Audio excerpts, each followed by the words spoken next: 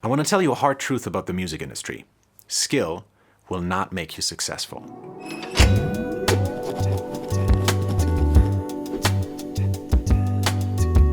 Welcome back to Pulling the Lever, where we talk about marketing yourself in the music industry. Today, we're going to talk about why skill is not as important as you may think and what to focus on instead.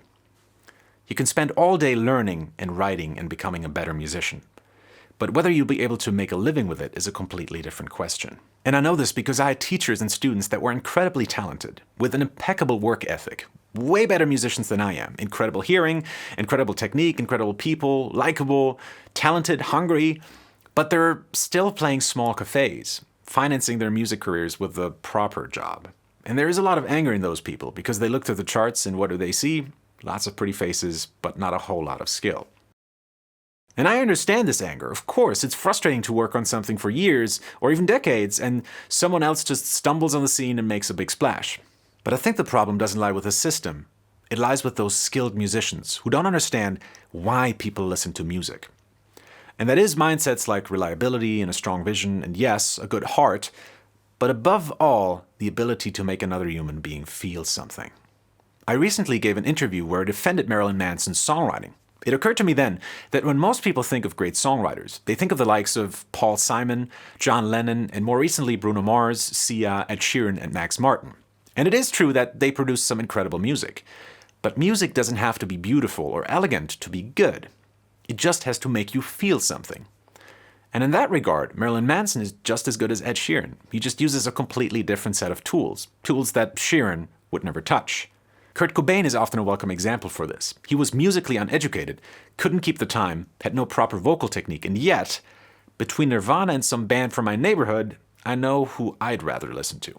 You have to understand that the music industry is not an industry of skill. Popular, skillful songwriters like John Mayer succeed despite their talents, not because of it. Nobody comes home after a long day of work and puts on a record to ooh and ah at the skills of another musician. Not even musicians listen to other musicians because of skill. I'm sure there are a lot of guitarists out there that are way more skilled than your favorite shredder that you'd never listen to, simply because they don't make you feel anything.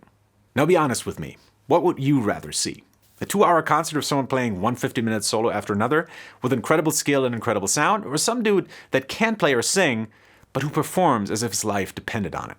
Okay, so far, nothing new, right? We all know not to play 50-minute solos at gigs anymore. That's not what this video is about. It's also not about giving 100% or feeling the music. It's about working on how you come across to your listeners. I'll give you an example from my life. I always wanted to be a rock singer, and when I sing, I mean every word, and I sing my guts out. Unfortunately, when I record that, I hear none of that. I'm sure a lot of you have your heart in the right place, and you believe in what you're doing, and you're giving it your all on stage and when you write songs. But none of that matters if I don't hear that on your record or see it in your live shows. That's why I focus so much on the emotional experience in my artist series. I'm trying to connect what you want to know about, chords, melodies, etc., with what's actually important, a consistent emotion or image you get from an artist. Now, I'm a big fan of through-composed music, where every note is carefully placed. But if I'm honest with myself, there are a lot of bands I love that are 80% shit and 20% pure genius. And I love them despite all their bad writing. Because every once in a while, there is this one section that really gets me. And so this message is to you as much as to myself. When you listen to your own music, ask yourself, what could I do to give this more of an emotional impact?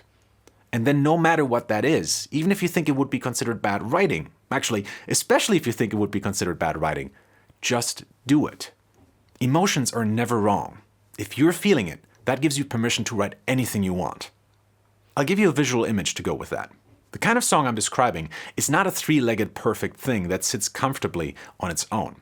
It's not a piece of art you admire from the distance.